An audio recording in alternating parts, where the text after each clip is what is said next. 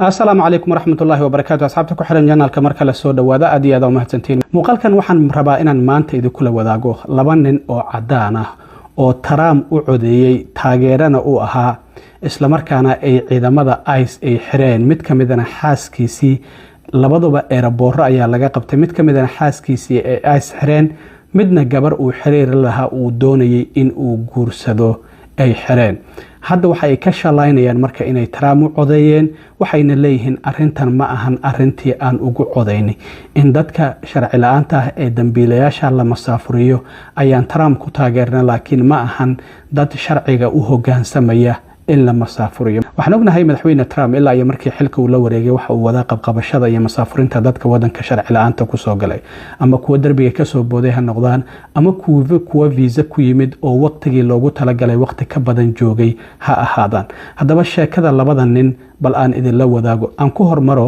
ninkan gobolka Texas degan oo magaciisa la yiraahdo John Cannon oo 75 jir ah waxa uu leeyahay hadda waan ka shalaynayaa in aan Trump u codeeyo kadib markii gabar uu xiriir la lahaa soo galooti ah oo asal ahaan Venezuela ka timid laakiin dhalasho Spain haysata markii bishii la soo dhaafay ciidamada ICE ay xireen ninkan la yiraahdo John Cannon waa nin ganacsada ah isla markaana lacag haysta oo ladan gabadhan ayay isfahmeen xiriir ayaana ka dhaxeeyay waxauna sheegay in uu doonayay in uu dhawaan guursado laakiin waxa uu sheegay in gabadha ay xiriirka lahaa oo la yiraahdo Yasmin Suarez Reyes oo 45 jir ah ay airportka magaalada Houston ee gobolka Texas 24kii bishii la soo dhaafay ee July ay doonayeen inay ka baxaan oo aadaan magaalada Las Vegas markaas kadib gabadhaasi 8 askari oo ciidamada ICE ka tirsan ayaa qabtay wayna xireen iyagoo aan waxba ii sheegin ayuu yiri 10 maalmood ayayna ugu qaadatay markaas kadib inaan la kulmo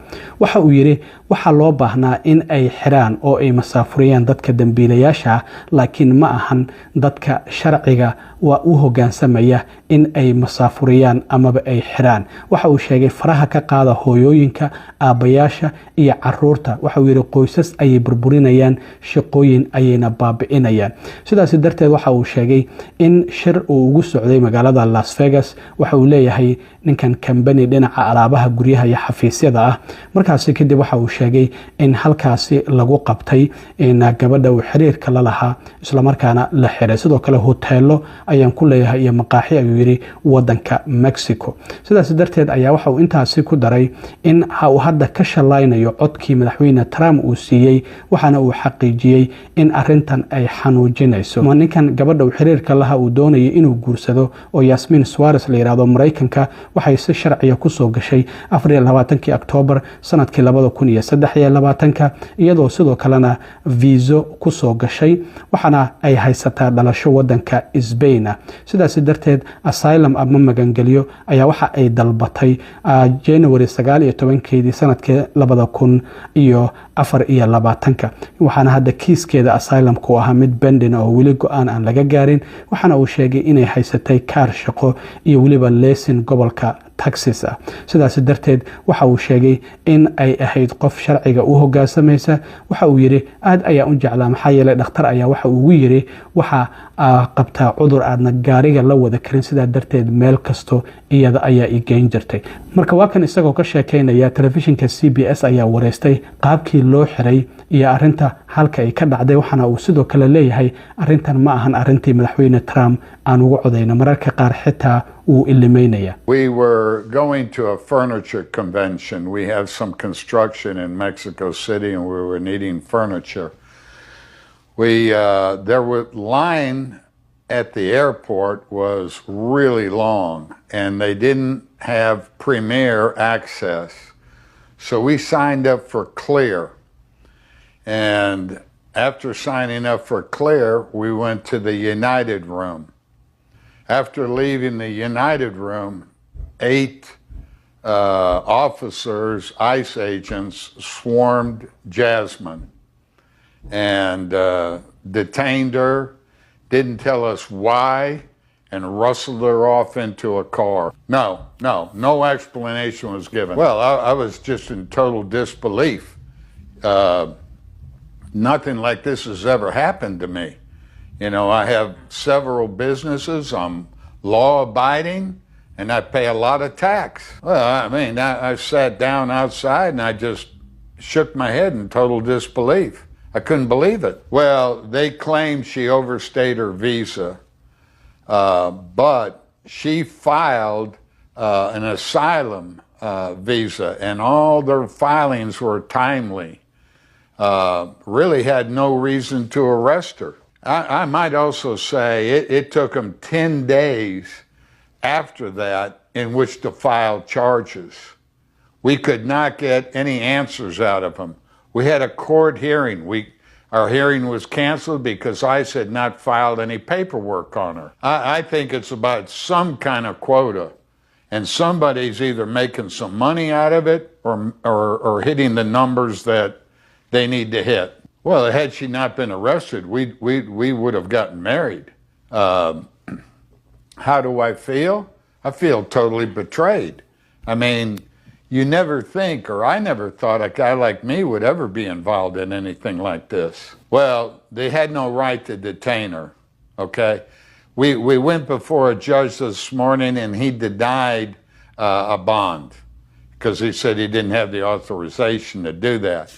What I would like is at least put her in an ankle monitor and let her out. Oh, yes. Oh, most definitely. I don't care what size bond they want. I can put it up. sidoo kale ninkan 75 jirka oo cadaanka oo la yiraahdo John Cannon waxa uu sheegay xitaa xildhibaanada laga soo doortay iyo senatarada gobolka Texas in arintan uu kala hadlay isla markaana waxa uu sheegay in xitaa uu yiri war GPS lugta looga soo xiro isla markaana hala soo daay wuxuu yiri lacag waan haystaa intii ay rabaan oo lacag damaanada ayaan dhigi karaa ayuu yiri laakiin waa loo diiday in damaanad lagu sii daayo waxana uu sheegay arintan in ay aad u xanuujinayso aysan ahayn arintii uu Trump ku taageeray maxaa yeelay waxa uu yiri waxa uu qabanaya howshii aan ku taageernay aan ahayn waxa uu xaqiijiyay sidoo kale ciidamada ICE in ay maalin kasta airportka Houston dad 100 qof ka badan ay qabanayaan qoysasna ay kala geynayaan waxa uu xaqiijiyay in ayna arintaasi ay tahay mid aan gabi ahaan bal aqbali karin oo ahayn mid Mareykanka looga bartay isla markaana ka dhacda wadamada kaligii taliga dadka hogaamiyaasha kaligii taliyaasha ah ay ka taliyaan waa kan mar kale isagoo arintaasi ka hadlay. That's not true. They've had a 30% decline in criminals and they've had a 300% increase in law-abiding citizens. It's just easy, soft pickings.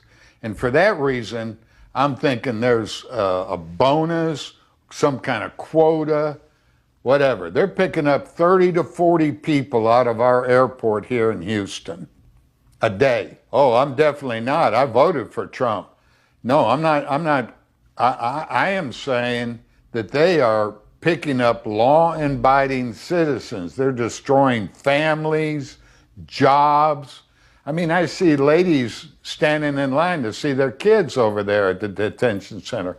And by the way, all the posters in the detention center about libraries, that's all a lie. They don't have any of that in there. I wouldn't do that again. Not after this fiasco. This is like the Gestapo. I do now. Yes, sir. I don't know what's happened to him. I think he's hit with a little dementia or something. You know, let's go after the criminals. They're not going after the hard guys. That's too difficult. It's easier to pick them up at the airport. You know, it's like shooting fish in a barrel. Well, I don't want to start talking. I'm going to start crying. I miss her being around. And if that doesn't work, then we'll go to deportation and I'll visit her in Spain, bring her back to Mexico. She's in a cell with 60 to 80 ladies in one room. The conditions are horrible. It's not what I voted for. It's not what I believe. Not what I believe the American system should be. sheekada ninkaasi haddii halkaasi aan ka gudbo sheekadan kale waxa ay qusaysaa nin Trump isaguna dhaqdhaqaaqiisa maaga daacad u ahaa isla markaana saddexdii mar oo Trump uu tartamay 2016 20 iyo 24 uu codeeyay siyaasadihiisa immigration kana taageersana hadda isaga ayay ku timid marka ninkan Brent Genter ayaa la yiraahdaa 48 jir dhinaca tiknoolajiyada ayuuna ka shaqeeyaa The New York Times ayaa wuxuu u sheegay in xaaskiisa oo la yiraahdo Galina Bourbon Villanueva oo 45 jir ah lagu xiray 13 bishii toddobaad ee lasoo dhaafay ee July garoonka la yiraahdo Burbank oo ku yaala California. waxa uu sheegay waxa loo diray xaaskiisa secondary screening wax la yiraahdo qofka mararka qaar systemka ama computerku waa uu ku dhagaya waxaana loo dirayaa secondary screening oo baaritaan dheeraad ah ayaa loo dirayaa oo qol ayaa la geenayaa lagu wareysanaya. markaas kadib waxa uu yiri 15 daqiiqo kadib xaaskeedii waa la jeebeeyay waxaana lagu qaaday gaari ciidamada ICE ay leeyihiin waxaana la geeyay meel lagu sii haynayo oo ku taala magaalada Los Angeles. waxa uu xaqiijiyay marka in arintaasi ay noqotay mid uu si weyn ula yaabay. xaaskiisa waxa uu sheegay in San Francisco ay u socdeen isla markaana halkaasi uu macaamiishiisa qaar uu kula kulmayay waxaana uu xaqiijiyay xaaskiisana in ay saaxiibo ay leedahay ay sidoo kale halkaasi ay kula kulmaysay. ninkan waxa uu sheegay in xaaskiisa ay Mareykanka ay soo gashay sanadkii 2021 viisaheedana 2 mar muddo kordhin lagu sameeyay asylumna ay dalbatay sanadkii 2022 in green cardna ay dalbatay oo applicationkeedii wali aan go'aan laga gaarin. 16 maalmood ayay xirneed adiga 2 toddobaad waxa lagu soo dayay 35,000 oo dollarka Mareykanka iyadoo lugtana waliba qalab GPS oo dhaqdhaqaaqeeda lagu la soconayo ayna lagu soo xiray. waxa ay sheegtay intii xabsiga ay ku jirtay in 120 haween ah ay shaqo la qabanaysay hurdadana waa loo diiday maxaa yeelay nalka lama damiyo iska shidan yahay raadiyaasha ay wataan ciidamada xabsiga ilaalinayana markastaba qayladooda ayaa baxaysa oo laga ma seexan karo. waxay tiri sidoo kale waxaan arkay haweenay uur leh oo loo diiday cirbada oo macaan qabtay oo cirbada macaanka loo diiday. waxay sheegtay biyo nadiif ah oo ay cabaan in ay sidoo kale aysan jirin iyadoo intaasi ku dartay sidoo kale muddadaasi ay xirneed in 4 mar oo kaliya qubays loo ogolaaday.